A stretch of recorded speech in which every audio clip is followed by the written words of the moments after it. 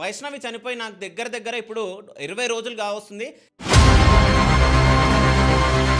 వైష్ణవిని చంపింది వాళ్ళ భర్తే. కానీ వైష్ణవి చనిపోయిన తర్వాత వాళ్ళ ఫ్యామిలీ రోడ్డు పైన పడిపోయింది. అట్లాంటిది అన్ని వాస్తవాలు ఉన్నా కానీ ఇప్పటివరకు ఎట్లాంటి శిక్ష విధించలే.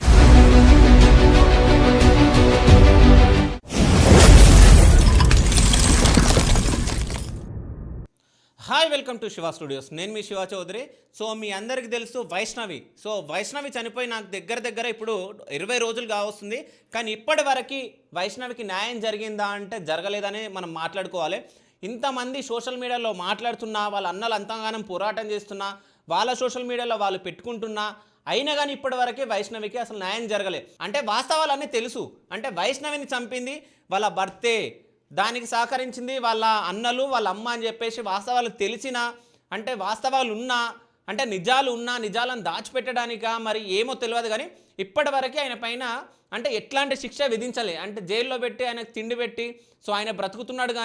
కానీ వైష్ణవి చనిపోయిన తర్వాత వాళ్ళ ఫ్యామిలీ రోడ్డు పైన పడిపోయింది. ఎందుకంటే నేను పోయి వచ్చిన తర్వాత చూస్తే సో ఇప్పటికీ వైష్ణవి వాళ్ళ మదర్ గురించి మనం మాట్లాడుకుంటే వాళ్ళ అమ్మ వీడియోలు చూస్తే పాపం అనిపిస్తుంది. ఇప్పటికి కూడా వాళ్ళ కొడుకు ఆమెకు అన్నం తినిపిస్తున్నా, నేను తినను అని చెప్పేసి మాట్లాడడం, అంటే వాళ్ళ కుటుంబం మొత్తం నడి రోడ్డు మీద పడిపోయింది. అంటే ఒకరి ఇంట్లో ఇట్లాంటి ఘటన జరిగితే ఎట్లుంటుందో ఒకసారి ఊహించుకోండి. అట్లాంటిది అన్ని వాస్తవాలు ఉన్నా కానీ ఇప్పటివరకు ఎట్లాంటి శిక్ష విధించలే. కానీ చాలామంది వాడికి ఉరి శిక్ష పడాలి అది ఇది అని చెప్పేసి చాలామంది మాట్లాడుతున్నారు. కానీ ఒక్కసారి ఆలోచించండి, ప్రతి ఇంట్లో ఆడబిడ్డలు ఉంటారు. అట్లాంటి ఆడబిడ్డలకి ఇట్లాంటి పరిస్థితి వస్తే ఎట్లా ఉంటుంది? అంటే సమాజం ఇంత సపోర్ట్ చేస్తున్నా గవర్నమెంట్ కానీ ఈ పోలీసులు కానీ ఎట్లాంటి సపోర్ట్ మాత్రం చేయట్లేదు. ఎందుకంటే ఇప్పటివరకు పోస్ట్ మార్టం రిపోర్ట్లు రాలే. అంటే పోస్ట్ మార్టం చేసిన తర్వాత 1 వీక్ లోపు రిపోర్ట్లు రావాలి. అసలు ఏం జరిగింది, ఆ రిపోర్ట్లో ఏం తేలింది, అసలు ఈయన ఎట్లా చంపిండు. ఇప్పుడు వాస్తవాలు మనం మాట్లాడుకుంటే వాళ్ళ బ్రదర్స్, వాళ్ళ అమ్మ నాన్న వాళ్ళు చెప్పిన మాటలు వింటే ఏమనుంది అంటే పడుకున్నప్పుడు మత్తుమంది ఇచ్చి కొట్టి చంపిండు అని చెప్పేసి మాట్లాడడం జరిగింది. అంటే తను ఒక డాక్టర్ కాబట్టి ఆ మత్తుమంది ఎక్కడి నుంచో తెచ్చి వాటర్లో గడిపి వాళ్ళ అత్తమామకి ఇవ్వడం, అదేవిధంగా ఈమెకి ఇవ్వడం జరిగిందని చెప్పేసి చాలామంది వాళ్ళ అన్నలు మాట్లాడారు. ఎందుకంటే ఆమె ఒక మగ వ్యక్తికి ఉన్నంత బలం ఉంటుంది వైష్ణవి అంత తొందరగా వైష్ణవిని వాడు కొట్టలేడు. వైష్ణవి తిరిగి కొడుతుంది. కానీ వైష్ణవికి మత్తుమంది ఇచ్చే వీడు ఇది చంపడం జరిగిందని చెప్పేసి వాళ్ళ అన్నలు కూడా మాట్లాడడం జరిగింది. కానీ ఇప్పటివరకు వైష్ణవికి అసలు న్యాయం జరుగుతలేదు. సో మీరేమనుకుంటున్నారో మీరు కామెంట్ చేయండి. అంటే దీనికి మొత్తం వెనకాల అంటే గవర్నమెంట్, పోలీసులు, అంటే ఎవరైతే చంపిరో హరిబాబు గారిని కాపాడదామని చెప్పేసి ట్రై చేస్తున్నారా ఏంది అనేది మనకు తెలియదు.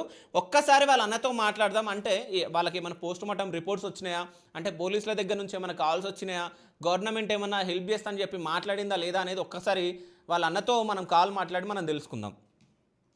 ఒకసారి మనం కాల్ చేద్దాం.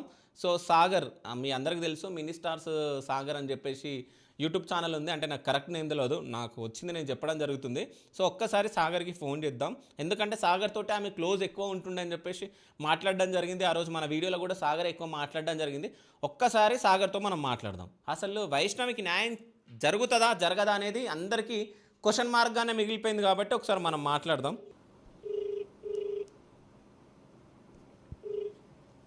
హలో. హాయ్ బ్రో, నేను శివ చౌదరి, యాంకర్. అన్న చెప్పండి అన్న. ఎట్లా ఉన్నారు బ్రో? ఇక ఎట్లా ఉండమంటే ఏం చెప్తామన్నా.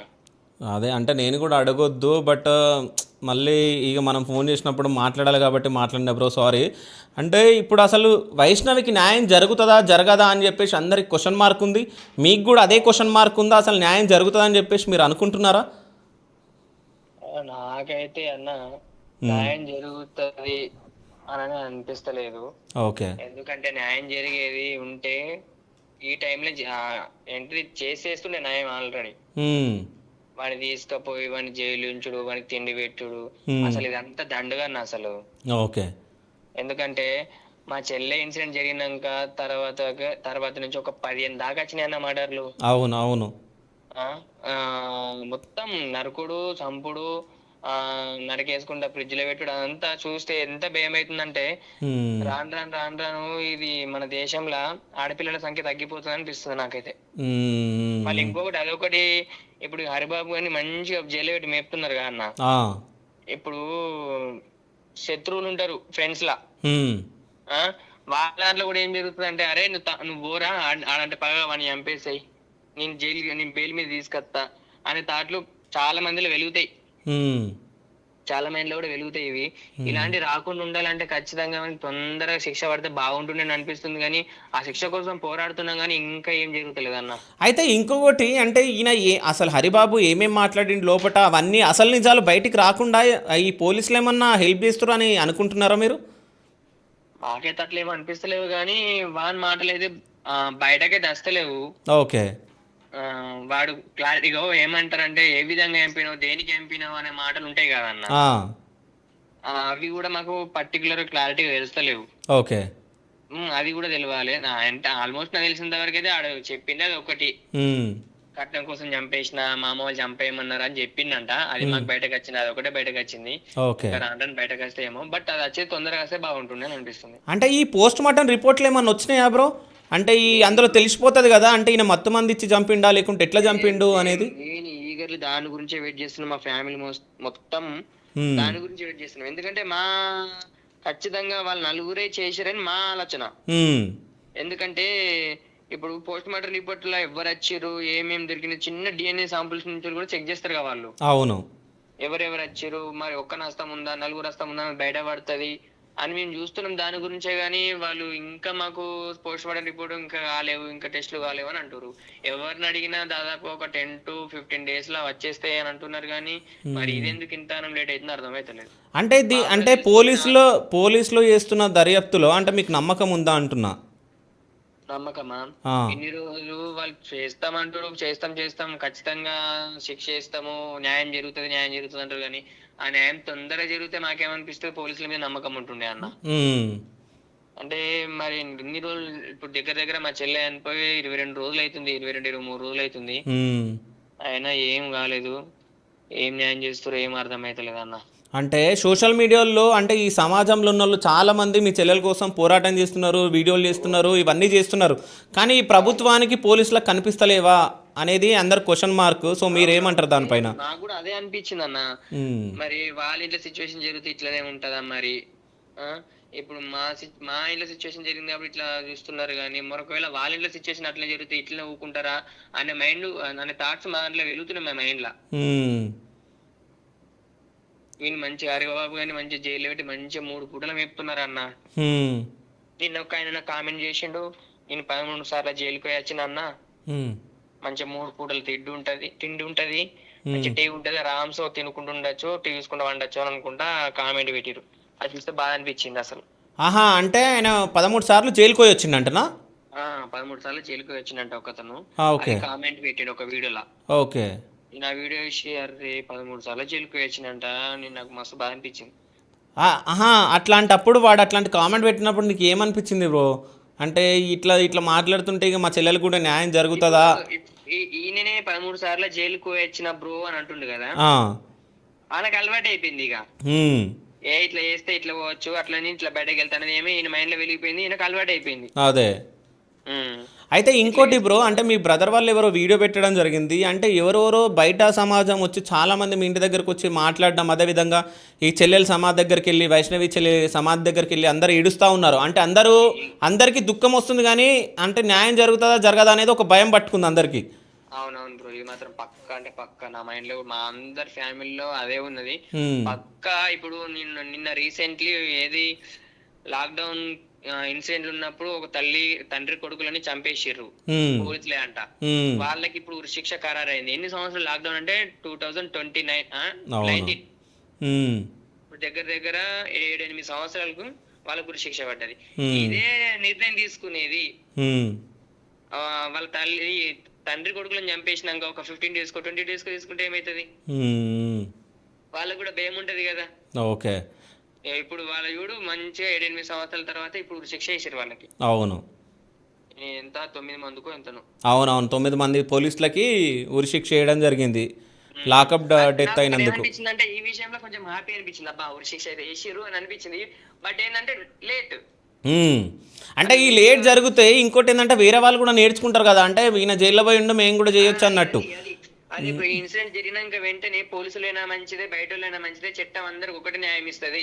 ఉమ్, ఆ గవర్నమెంట్ అధికారి అయినా మంచిదే, ప్రైవేట్ అధికారి అయినా మంచిదే, పోలీసు గాని, లాయర్ గాని, పెద్ద రాజకీయ నాయకుడు గాని, గవర్నమెంట్ అనేది చట్టం అనేది అందరికి ఒకే విధంగా న్యాయం చేస్తుంది అని అప్పుడే వీళ్ళని ఎన్కౌంటర్ చేసేస్తే, లేదంటే ఉరిశిక్ష చేసేస్తే చూసేటోళ్ళకి ఎంత భయం పుట్టుకుంటున్నా.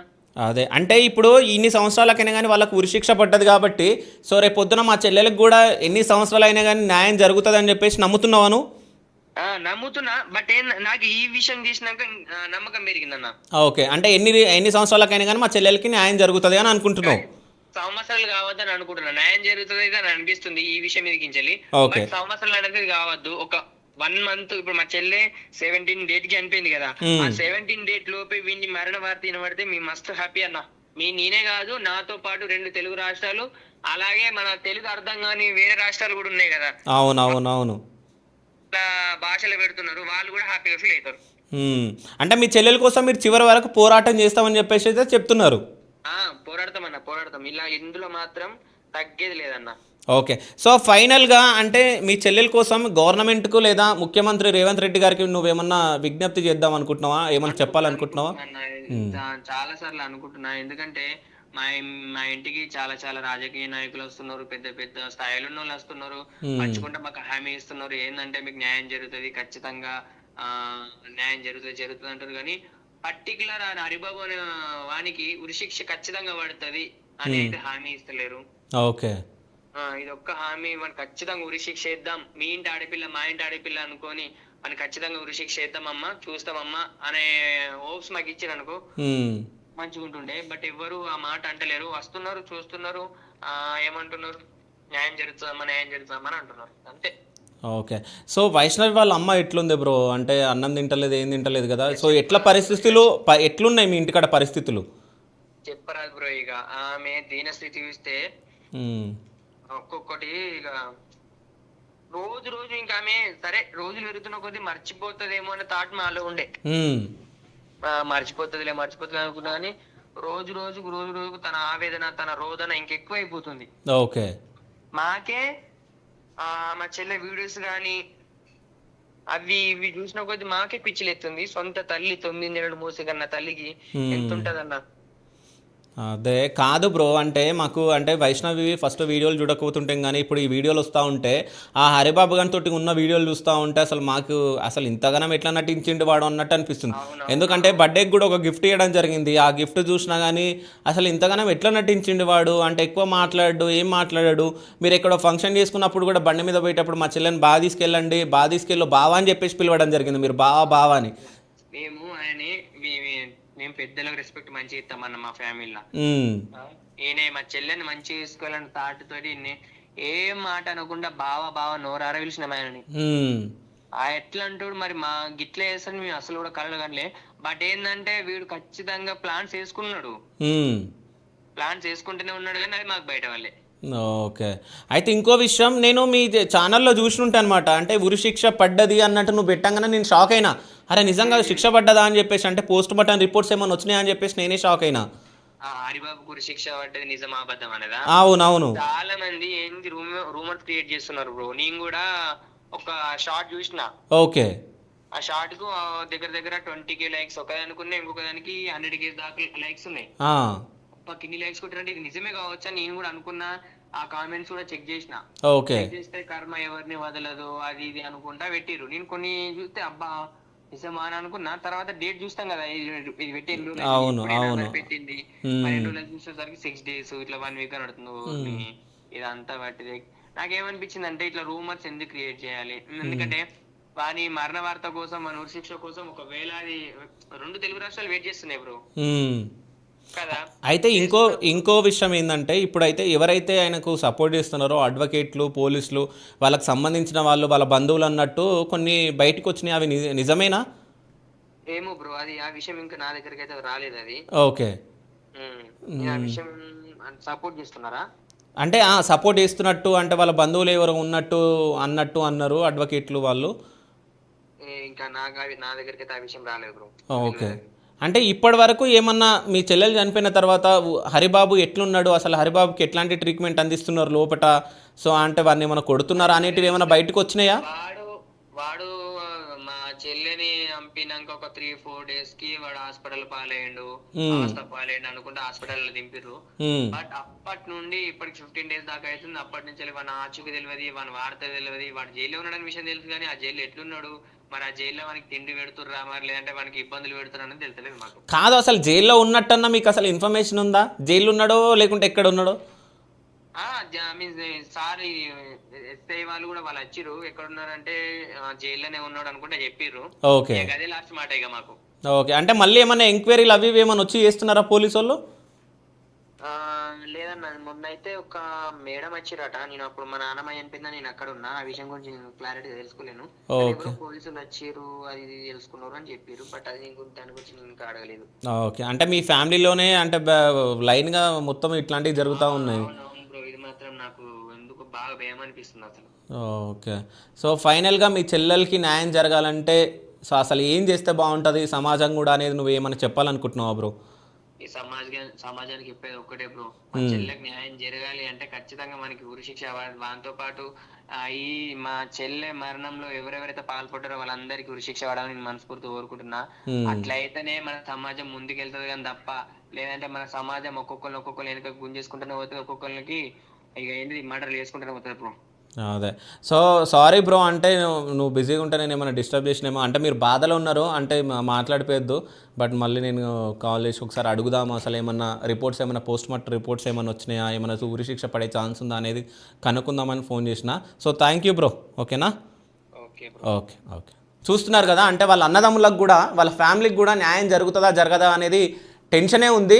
అంటే వైష్ణవిని చంపిన తర్వాత, అంటే ఇంత ఘోరంగా చంపిన తర్వాత నిజంగా అంటే మన ప్రపంచంలో కానీ మన 2 తెలుగు రాష్ట్రాల్లో కానీ ఎన్నో ఘోరాలు జరుగుతున్నాయి. నిజం చెప్పాలంటే అంటే పిల్లల్ని చంపడం, తల్లి భార్యను భర్త చంపడం, భర్తను భార్య చంపడం, మళ్ళీ భర్త కొడుకుని భార్యను చంపడం, ఇవన్నీ చాలా చూస్తూ ఉన్నాం.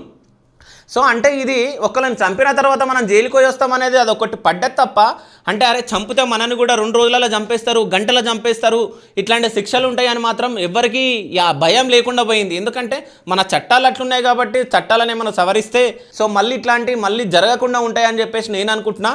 సో మీరేమనుకుంటున్నారో కామెంట్ చేయండి. సో అంటే వైష్ణవి చెల్లెకి మాత్రం న్యాయం జరగాలని చెప్పేసి నా మనస్ఫూర్తిగా శివ స్టూడియోస్ త్రూ కోరుకుంటున్నా. ఎందుకంటే ఆ హరిబాబు గారికి ఉరిశిక్ష పడాలి, నడి రోడ్డు మీద వానికి ఉరిశిక్ష చేయాలని చెప్పేసి సమాజం మొత్తం కోరుకుంటుంది. సో శివ స్టూడియోస్ త్రూ మేము కూడా కోరుకుంటున్నాం. So thank you so much, thank you.